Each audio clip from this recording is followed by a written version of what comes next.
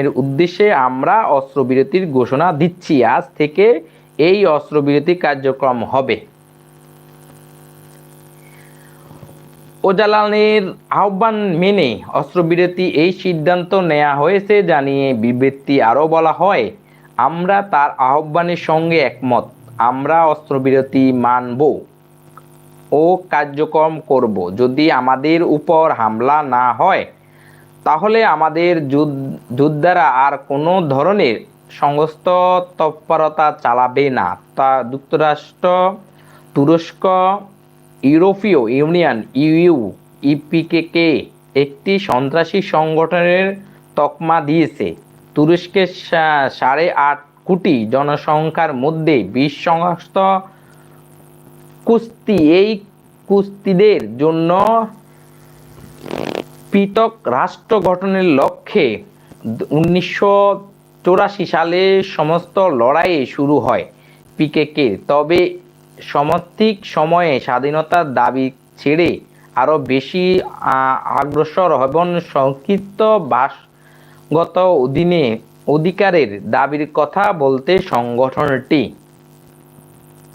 1999 সাল থেকে ইস্তাম্বুলের অদূরে একটি দ্বীপ এলাকার কারাগারের বন্দী আছেন পিকেকের প্রধান আবদুল্লাহ ওয়াজাল। বাবুরে, 1999 সালে বুঝেন কত বছর জেল খাটতেছে একটা কারাবন্দী। আজ তারা যুদ্ধবিরতি করলো, বুঝছেন। দেখিয়ে উল্লেখ, এই সংস্থ 40 বছরের বেশি মানুষের প্রাণহানি হয়েছে। গত বৃহস্পতিবার কুস্তিবন্দী ডিএম পার্টির আইন প্রণয়নের নেতাদের একটি প্রতিবেদন দল কারাবন্দী ওয়াজেদের সঙ্গে দেখা করেন। এরপর ওয়াজালান তার সংগঠনের সদস্যদের উদ্দেশ্যে একটি বিবৃতি দেন। বিবৃতিতে তিনি বললেন, আমি অস্ত্র সমর্থনের আহ্বান জানাচ্ছি এবং আমি এই আহ্বান ঐতিহাসিক দায় নিচ্ছি। আমার দলের সম্মেলনে করুন এবং সিদ্ধান্ত নিন। সংগঠনের সবাইকে অবশ্যই অস্ত্র সমর্থন করতে হবে। পিকেকে অবশ্যই বিপ্লব করতে হবে। ওরে বাবা রে বাবা, বুঝলেন, মানে 40 বছর পরে তারা যুদ্ধবিরতি করলো, 1-2 বছর না।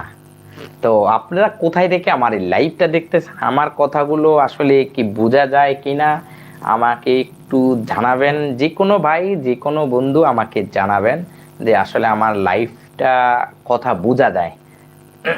কারণ আপনি যদি আমার কথা আমার না বুঝেন তাহলে আমি লাইভ করে আর আমার মানে যে পরিশ্রম করতে পরিশ্রমটা বিদা যাবে। তাই আমার লাইভ কথাগুলো আপনার কান পর্যন্ত যায় কিনা আমাকে জানাবেন।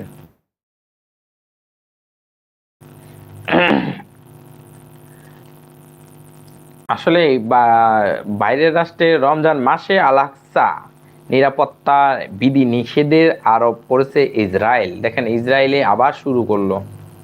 তাদের সমস্যাটা কোথায়? এই ইসরায়েলে কুত্তার বাচ্চাদের সমস্যাটা কোথায়? তারা তো তোদেরকে তাদের গায়ে ঢিলও মারতেছে না, তোদেরকে বেঙ্গাইতেছ না, তোদেরকে ভেস্কি মারতেছ না, তাহলে তোরা এরকম করিস কে?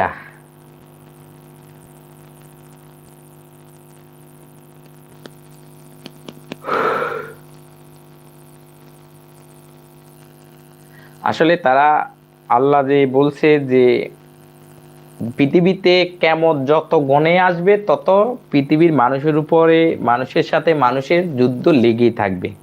তো এই যুদ্ধটা লেগে থাকবে, একজনের পর একজন লেগেই থাকবে। শেষ পর্যন্ত পৃথিবীতে মুসলিমরাই জয় গ্রহণ করবে এবং মুসলিমরাই ইসলামের উপর নির্ভর করে এই পৃথিবীকে শাসন করবে একদিন ইনশাআল্লাহ। এটা পৃথিবীর আগে থেকে ভবিষ্যৎবাণী করা আছে।